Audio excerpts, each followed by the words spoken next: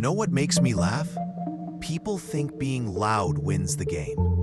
They imagine strength is about tearing down walls, raising hell in every room, making themselves impossible to ignore. I'll tell you something. The loudest ones are always the easiest to forget. It's the shadow you remember, the ghost, the one who leaves no explanation, no closure, just a cold absence. That's the move nobody wants to talk about, because it's the move nobody knows how to defend against. Some guy gets dumped, decides to write his heart out in a message, text after text, like an audition for forgiveness. She reads it, shrugs, moves on. He thinks she owes him answers. She thinks he's weak for chasing them. How many times have you been there? How many times have you pretended silence means nothing, when deep inside, you obsess over the gap, the question, the missing page? You walk into your office. Coworker ignores you after last week's spat. Maybe it's nothing. Maybe it eats at you all day. You keep wondering what changed. Did you cross a line? Was there something you missed? You replay that moment 100 times, searching for the clue that just isn't there. It's always the gap that keeps your mind pacing in circles you can't escape. Let me ask you, when was the last time someone's absence ruined your peace more than their presence ever could? Maybe it's a friendship that faded without warning. Maybe a partner walked out mid-sentence. Maybe a mentor ghosted you right when you needed his words the most. And now, years later, you remember the silence, not the fight. You remember the void, not the noise. So I'll hit you straight. Are you the one chasing answers or the one causing questions? Do you need to be understood, or do you dare to be mysterious? Go ahead. Tell yourself it's weakness to leave things unfinished. Comfort yourself with the idea that closure brings peace. But ask yourself, does anyone really move on? Or do they just pretend better than you? Why is it so uncomfortable to let things ride with no explanation, when that's exactly where power changes hands? Leave your comment if you've ever been haunted by not knowing, if you've ever felt more trapped by silence than by any words spoken in anger. You ever sit in a room and notice the way silence crawls across the floor? Not the peaceful kind. The heavy absence that makes people shift in their seats and reconsider every word spoken before it. That's the atmosphere you cause when you disappear without explanation. It's uncomfortable. It's suffocating. It's the true currency of psychological leverage. People want things tied up neatly with a bow. The reason is simple. Uncertainty eats away at the mind. You see it in boardrooms, family dinners, that lingering tension after a fight between brothers. Silence is discipline. Silence is control. Not a lack of emotion, but a refusal to hand someone the ammunition to shoot you down. When you withdraw, when you close the gate and say nothing, you become unsolvable. That unsolvability is torture for someone who thrives on patterns and answers. For most men, control isn't just a want, it's a necessity. Control over the mind, control over the narrative, control over who has access to the landscape inside their head. When you give someone closure, you give them exit. You hand over the key and the map. That's why the true architects of influence never finish the story. You want people thinking about you at work, in the gym, At 3 a.m., when distraction fails and memory wins. Silence isn't passivity, it's preparation. Marcus Aurelius got it. He said little but owned every room he entered. Real influence doesn't announce itself, doesn't explain, doesn't campaign for validation. It waits, it watches, only speaks when the impact can't be diluted. The old philosophers knew restraint is a kind of violence. They realized that one word less is worth 100 more. That kind of control isn't taught, it's earned. If anything, romantic relationships are the most public playground for this dark dynamic. But it's everywhere. Friends, work, blood. The friend you ignore becomes fixated on why. The team member you never praise guesses what they've done wrong and starts overcompensating for problems you never mentioned. You think you're just minding your own business. They think you're running a marathon inside their head. That's impact without effort. Nietzsche saw this, but most people don't quote it. He knew that a man's depth is measured by the chaos he can withstand, especially the chaos he injects into others. Don't mistake that for cruelty. It isn't. It's clarity. Clarity for yourself, confusion for them. You aren't responsible for the restless nights someone spends replaying the last words you never said. You're responsible for maintaining your own boundaries. Let them build the maze. You guard your silence. If you're reading this with a knot in your stomach, it means you already know what silence can cost and what it can give. It costs you the satisfaction of the final word. It gives you the control to walk out with your dignity intact. Most people can't do it. Most people explain their pain angrily, call up exes to rehash betrayals, send voice notes with long confessions that end in more questions. You, if you're smart, just vanish. Let's get technical for a minute. Psychologists call it the Zeigarnik effect. You remember unfinished business. Your mind obsesses over unsolved puzzles. Relationships aren't immune to this. Leave a quarrel open-ended, and years later, someone will still daydream about what was left unsaid. The longer you hold your silence, the louder it grows. You become an echo that never fades, just mutates into new forms of curiosity, speculation, sometimes even envy. That's control. People believe closure equals kindness, as if the act of saying goodbye tidies up the mess left behind. Here's the uncomfortable truth. Closure doesn't heal. It anesthetizes. It numbs the wound, lets life move on. If you want your absence to last, never sign your name on the last page. That's how mythology forms. Legends are built on things never explained, chapters never closed. When you leave someone searching, you become the riddle that rewrites itself in every future interaction they have. This tactic is not for the faint-hearted. You must be comfortable with discomfort. You must trust your own authority more than the approval of the crowd.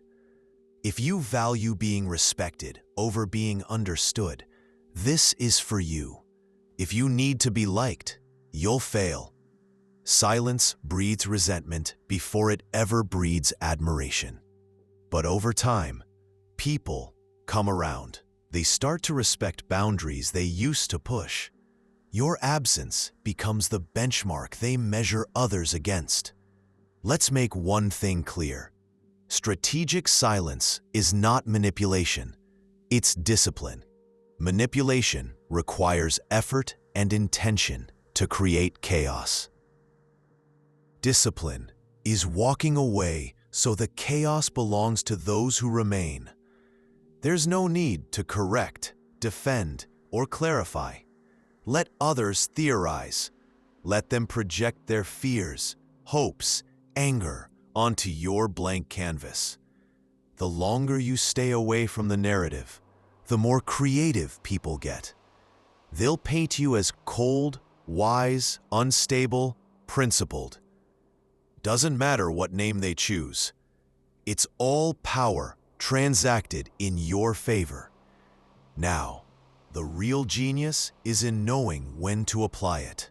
Silence works best at the moment of highest connection.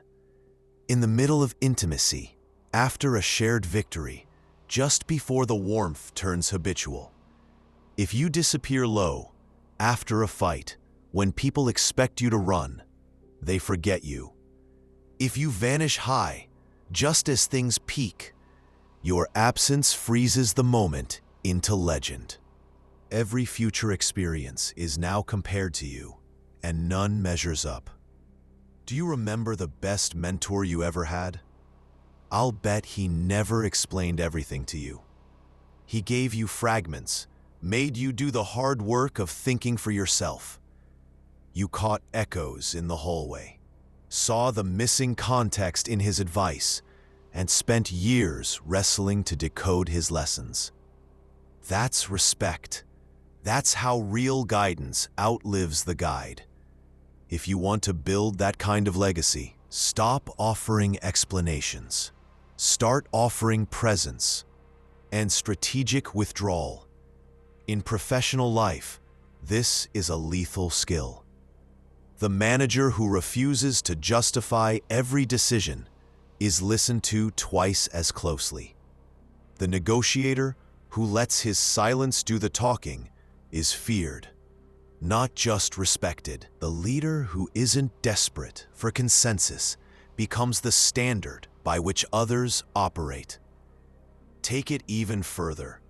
Clients, investors, rivals, all of them are haunted more by questions than answers. But let's switch perspective. What does this strategy cost you? It costs comfort. It costs the dopamine hit of being understood. It costs the relief that comes from unloading your mind onto someone else. It's not for everyone. If you're someone who needs constant affirmation, you'll burn out fast. If you're wired for discipline, you'll thrive. You'll find peace in withholding when the world tells you to perform. That kind of serenity is reserved for the few who can endure the tension of leaving things unfinished. Here's where the Stoic comes alive. The man who walks through criticism, betrayal, disappointment, and refuses to react. Not because he's numb, but because he knows every reaction betrays his position. Every explanation is an offering to the altar of someone else's peace. You weren't born to appease the world. You were built to contain it, to understand its mechanics, to master its rhythms, and to choose silence over dissection. Let's anchor this with real weight. Reference number 1, Marcus Aurelius, Meditations. His words are guideposts for men who choose silence over spectacle. Reference 2, the Zeigarnik effect, a principle proven in clinical psychology. People obsess over what's left hanging, not what's resolved. If you needed more validation, look at how myths outlive facts.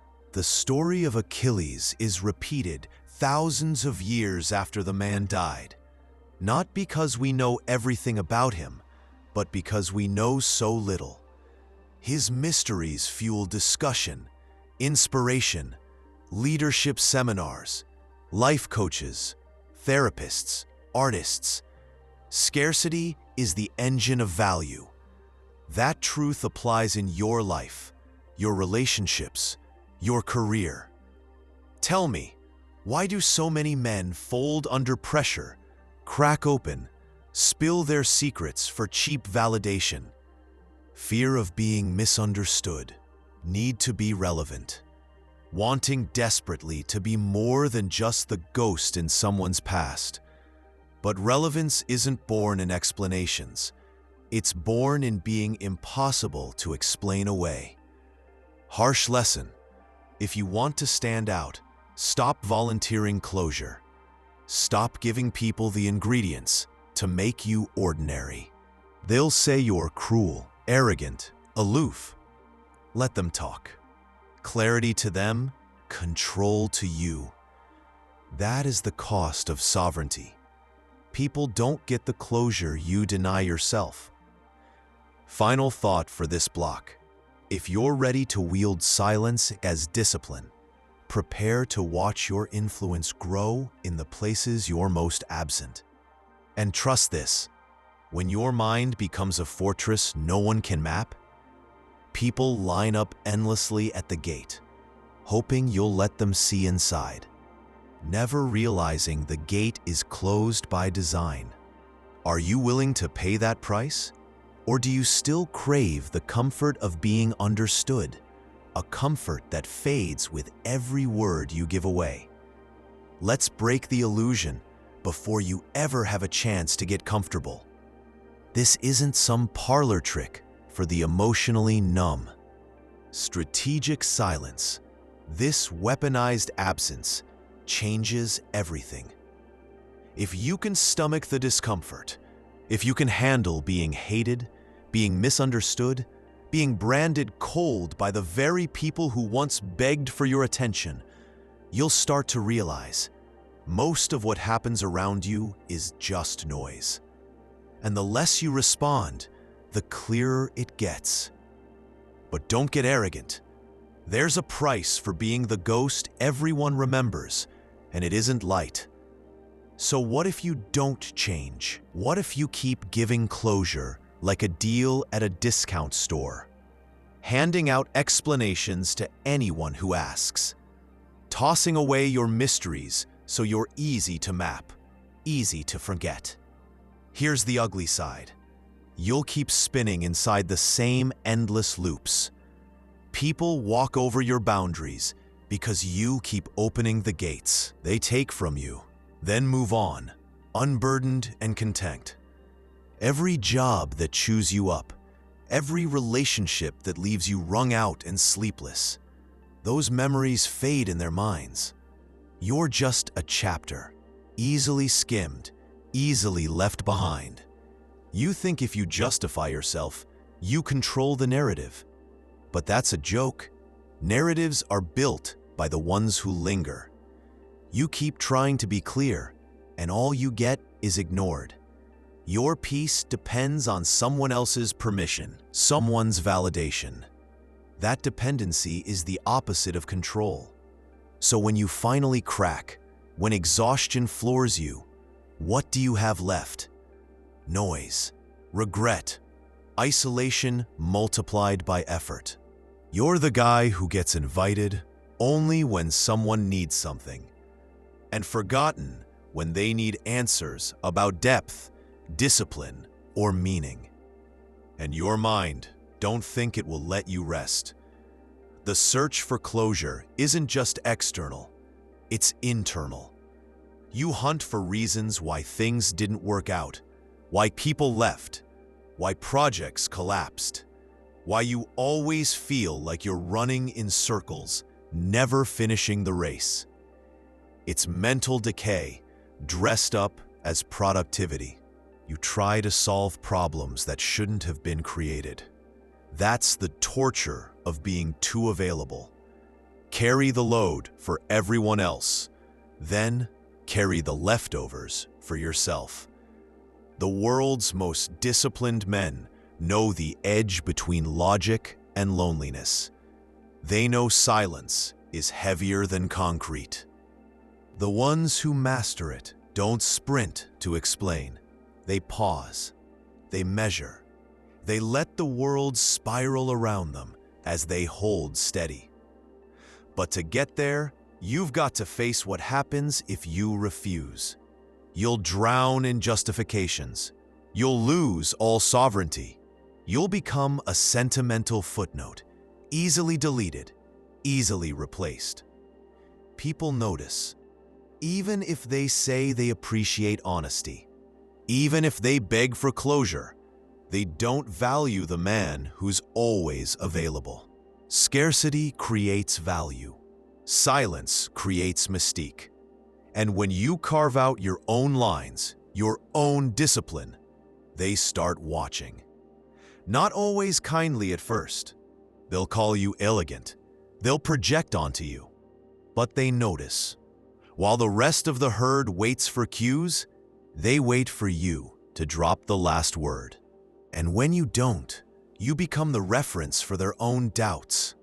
That's the birth of influence, but it's also a lonely road. You'll catch it in professional settings, back-to-back meetings where you're expected to justify your existence, your job, your ideas.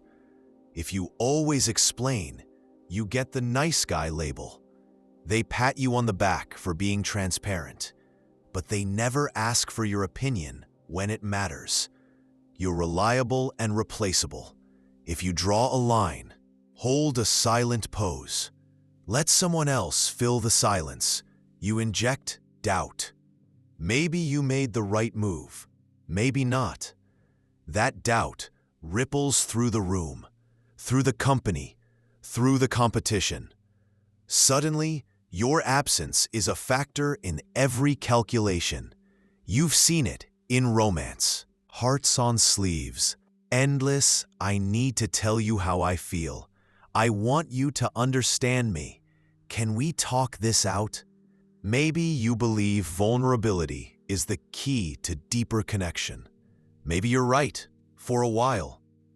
But notice how quickly vulnerability spoils when delivered without discipline. It becomes routine, expected, boring. People want passion to burn, not to be cataloged. Leave at the peak. Leave them with questions. Let intimacy survive as legend, not analysis. You become the fire every future encounter is compared against. The unfathomable, the unattainable. So what do? Where do you go from here? You lay out the steps, but I won't sugarcoat them. Step 1. Master the art of withholding. When the time comes, be it an argument, a negotiation, an ending, say less. Less than you want to. Less than you're sure is enough. Hold back every detail not strictly necessary. Observe how it shifts the energy. Wait out the awkwardness. Watch how people squirm. Who fills the void with nervous laughter? Who panics? Who grows quiet? The discomfort is telling. Pay attention. Don't break first. Step 2. Build your fortress. That's mental discipline. You need structure, patterns. Find ways to practice restraint in safe spaces at first. Hold off explaining yourself in minor disagreements. Don't reply instantly to every message. Make it a habit, not a spectacle. You're training for the moments that really count, the ones that define your reputation. Every time you resist the urge to spill your thoughts, you lay another stone in your citadel. Step 3. Embrace privacy. Control who has access to your thoughts, your motivations, your feelings. Don't answer questions just because they're asked. Don't overshare in the hope of being understood. Let people earn the privilege to hear your reasons. Make scarcity part of your philosophy. It sets you apart. People value what they can't have. It's not arrogance, it's discipline. Step 4. Pick your exit. Don't wait until things rot. Leave when you're still valued.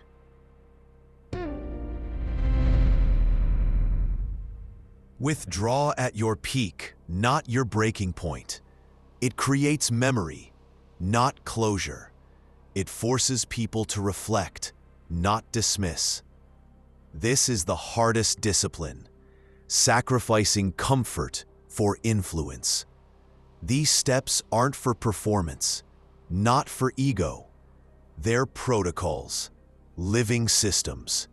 Implement them not for applause, but for structure.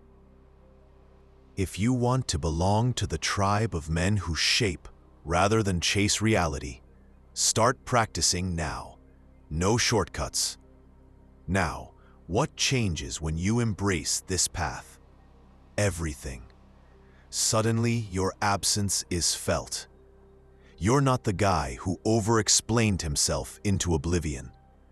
You're the standard, unreachable, respected, sometimes misunderstood. The man they talk about in hushed tones when discipline, restraint, and clarity come up. You become myth, not memory. People learn to respect boundaries, not because you bark them out, but because you live them. Your name gets invoked in conversations where presence isn't even required. Other men pivot their emotional strategies to match yours, sometimes out of admiration, sometimes out of envy. Women talk about the way you left, not the way you stayed. Teams, companies, friends, all feel the holes you punch by knowing when to step out, when to stay vague, when to guard your edge. And yes, there's a paradox here. The less you explain, the more people believe in your vision. The less you show, the more they want to see.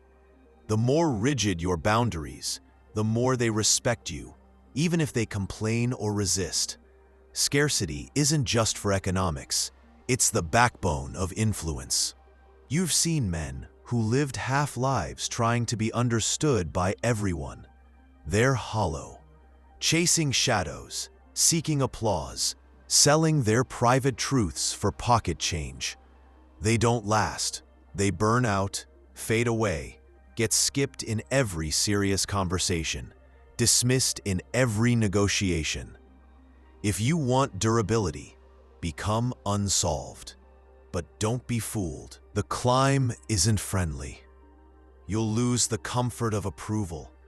You'll lose easy company. But what you get is so much greater. Sovereignty, authority, the kind that can't be taken, only given away by you. Legacy is a strange animal. The ones who become legend are rarely the ones who shouted the loudest. More often, it's the one who left at the right time, who guarded their personal narrative like a vault, who refused closure so imagination could work overtime on their behalf. Ask yourself, since when did you believe being understood was better than being respected? When did validation become the goal, not discipline? It's a lie sold to the soft, the scared, the ones who want comfort more than conquest. Discomfort grows discipline. Scarcity grows value. Mystery grows obsession. Are you ready to finally leave the door open, walk through it, and let everyone else fill the silence with their own hunger for explanation?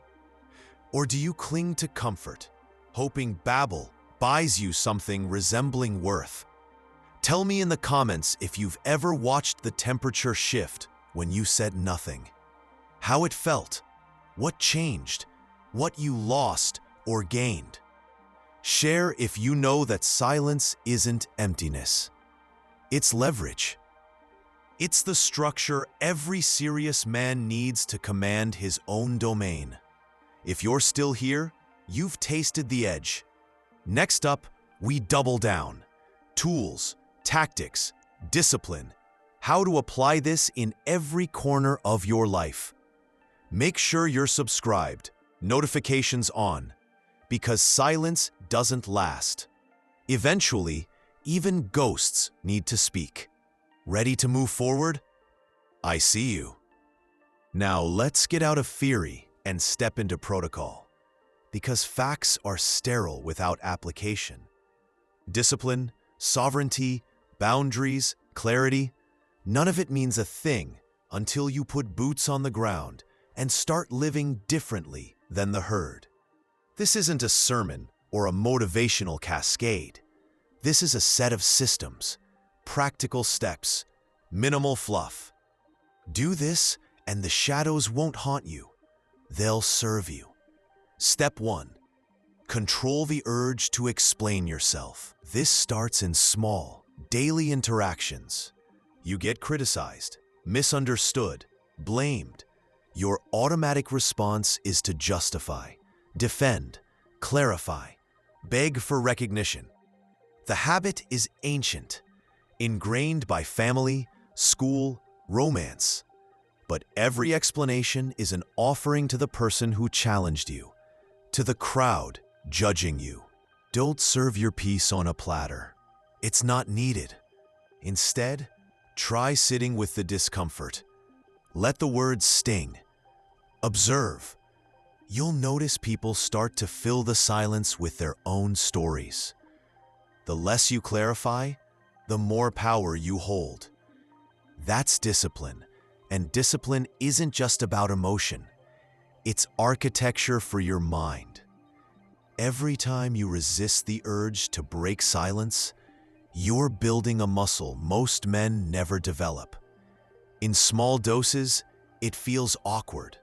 In large doses, it becomes your operating system.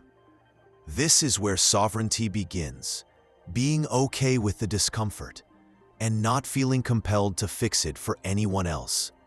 At home, at work, even online, control your explanations. Say what's necessary, nothing more. Step 2, build your boundaries, then live them.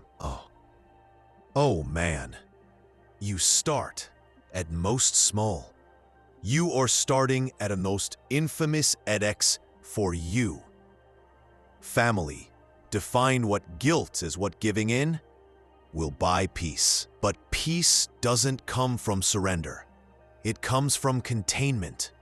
Living boundaries means sticking to them, even when it affects your comfort. You might lose popularity. You might upset people used to your availability. You'll face resistance, sometimes from yourself. The test is always internal. Will you withstand the urge to compromise what keeps you sane, just for short-term approval?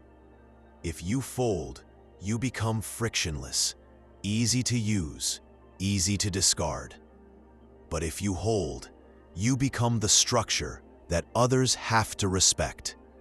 Step 3. Practice selective availability. Everyone's online, everyone's accessible. The myth is that constant presence equals relevance. That's a trap. Grow used to disappearing once in a while. Let your phone go unanswered for hours, sometimes days. Don't respond in real time unless lives depend on it. Learn to say, "I'll get back to you," and mean it. You'll see a shift. People begin to value any moment you give them because it's rare. Scarcity drives reputation, not constant digital noise. Selective availability applies offline too. Don't be the guy who's always at every event, every gathering, every call for help. Prioritize. Make your appearances intentional and measured. And when you're there, be fully present. That's how memories last, how influence is forged. Overexposure is death to reputation. Leave mystery alive. Absence can be louder than all the presence in the world if you use it as discipline, not indifference. Step 4. Exit well, not loudly. Most people wait until things rot. Then they explode, burn bridges, make dramatic declarations of departure. You've seen the guy who storms out of a relationship, slams the door, or rage quits a job. All that does is give others a clean narrative to file you away as problem solved. The ones who leave quietly, at their peak, with minimal explanation, are the ones remembered, sometimes revered. Pull away at the height of intimacy, achievement, connection. Not because you want attention, but because you want resonance. The best exits are cold, not cruel, silent, not resentful. You'll be misunderstood for a while. People will gossip, project, invent stories about why you left, what they did wrong, what you're planning next. Let them. The story becomes bigger than your presence, and that's precisely the point. Don't try to soften the landing for everyone. Sometimes, the gift is leaving without giving closure at all. Step 5. Refine your tribe. Not everyone can walk this path. Most of society is addicted to drama, transparency, external validation. But you need a circle, not a crowd, of people who respect discipline, sovereignty, boundaries. Seek professionals and friends who operate on protocol, structure, not reaction. When you find them, keep them close, but don't become dependent. Tribes are built on ritual, shared language, symbols of progress. Design your own. You want a circle that doesn't need explanations to be loyal, doesn't need justification to respect your absence. Maintain privacy in your progress. Practice rituals that aren't for display. Track your development, your wins, your losses, away from social noise. If you achieve something, let time amplify it, not your own bragging. The best stories about you should be told by others. You just give them opportunities to witness discipline. Step 6. Audit your emotional architecture. Most men are houses built on sand. Any minor tremor, every rejection, every request for closure shakes the entire foundation. You need concrete. Start by facing the shadows, the compulsions, the reasons you chase validation, the triggers that make you overshare. Look each one in the face, knowing it won't kill you. The pain of containment is real, but it's the birthplace of endurance. Journaling, therapy, private reflection. These aren't trends. They're tools for men who take themselves seriously. Accept your inner chaos, but don't let it dictate your narrative. Build structure on acceptance of the unknown, of being misunderstood, of being alone. Over time, your house becomes a fortress. When you're not rocked by absence, others will be. Step 7. Translate discipline into decisions. Every major moment, negotiation, confrontation, breakup, resignation, leadership, is an opportunity to codify your boundaries. The world respects a man who masters his state under pressure. You don't have to be robotic. You don't have to be cold. You just have to be resolute. When the moment comes, speak shortly. Leave the door open. Never overshare. Never justify what doesn't need justification. You're not trying to be liked. You're showing that you're untouchable. In practice, that means answering questions with presence, not with explanations. Why did you leave? It felt right. No details offered. Why don't you want to talk about it? I'm focused elsewhere. Let the words hang. There's a culture that wants everything to be digestible, explainable, marketable for easy comfort. Your discipline is the antidote to that weakness. Step 8. Measure impact, not approval. At first, when you start living discipline, you'll lose applause, cheap praise, lots of fake allies. What grows is reputation built on presence and absence. A reputation that lingers and multiplies Even when you leave, test yourself. Notice who sticks, who criticizes, who vanishes when the easy explanations stop. Audit your influence through what's said about you when you're not there, not through what's said to your face. Impact is the currency of discipline. You're not chasing popularity. You're building myth. Every time people discuss your boundaries, your focus, your restraint, you gain ground. Reputation outlives memory. That's the legacy of the disciplined. Not just being remembered, but being recalibrated in the minds of everyone left guessing. Now, before you think this is too dark, too isolated, remember why you came here. You asked how to escape the cycle, how to build a mind that isn't cheap, how to design a life that isn't bought and sold by every demand for closure. This is the way. No shortcuts, no magic words, no endless explanations. If you can walk this path, if you can start living by protocol, not impulse, everything shifts. You stop waiting for permission. You start creating your own atmosphere, your own tribe, your own legend. Discipline means living as if the door is already closed, and only you can give out the key. And legacy. Forget applause and quick praise. Legacy is remembered in the gaps, felt in the quiet, referenced in ritual. When other men have burned out, when teams have moved on, when relationships have faded, what you built doesn't die. It propagates. The only men who last are the ones who mastered silence, boundaries, scarcity, discipline, architecture for their emotions. Is that lonely sometimes? Absolutely. But loneliness is not emptiness. It's the price of command. If you lean into it, you find the reward is freedom. Not the kind sold in ads, but the private, unbreakable sovereignty nobody can take from you.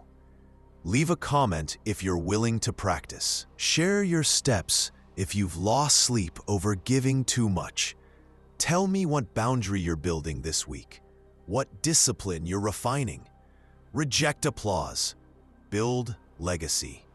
And now, we move to the next paradox, the upside of silence, the rewards, the light after the discipline. Here's the thing most people don't want to face about discipline. It transforms you into someone you didn't expect to become. You start this journey thinking you're learning tactics, strategies, ways to handle difficult people. What you discover is that you're becoming the person others measure themselves against. Not because you demanded it, because you stopped needing their approval to exist. Watch what happens when you master strategic silence. People start approaching you differently. They don't waste your time with small talk. They don't dump their problems on you expecting free therapy. They bring their best conversations, their sharpest questions, their most genuine versions of themselves. Why? Because scarcity creates value, and your attention becomes scarce by design. In professional settings, you become the reference point. Teams defer to your judgment, not because you're the loudest voice in the room, but because when you speak, it matters. Your silence carries weight. People wait to hear what you think before finalizing decisions. That's influence without effort, authority without politics. You become the calm center that others orbit around. Your romantic life shifts completely. Instead of chasing, explaining, performing for affection, you become the standard others try to reach. People work to earn your interest, not because you're playing games, but because your boundaries created genuine value. You're no longer disposable. replaceable, or easily forgotten. You become the one they compare everyone else to, the ghost that haunts their future relationships. Even your relationship with yourself changes. The constant noise in your head, the endless loop of needing to justify, explain, defend, goes quiet. You find peace in your own company. You stop requiring external validation to feel secure in your choices. That internal sovereignty is worth more than all the applause in the world. You've seen men who command respect without saying much. They're not antisocial, not cruel, not manipulative. They're simply disciplined. They understand that mystery isn't the absence of depth, it's the presence of boundaries. They know that the less they need from others, the more others want to give them. This isn't about becoming isolated or cold. It's about becoming selective. Selective with your time, your energy, your explanations, your presence. When you stop being available to everyone, you become invaluable to the right people. When you stop explaining yourself to critics, you start commanding respect from allies. But here's the final paradox. The moment you stop needing to be understood is the moment people start working hardest to understand you. The less you reveal, the more fascinating you become. The fewer explanations you give, the more people respect your judgment. So what's it going to be? Are you going to keep living like an open book, explaining yourself into irrelevance, giving away your mystery like it's worthless?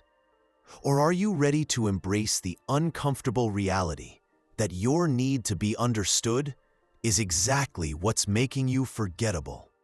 Either you master the art of strategic silence, or you keep drowning in the noise of a world that doesn't respect what it can easily access. Drop a comment if you're ready to start living by protocol instead of impulse.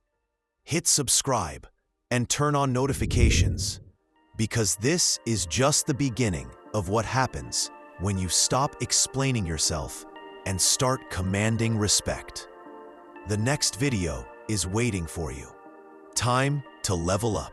Until next time, and I'll see you in the next video.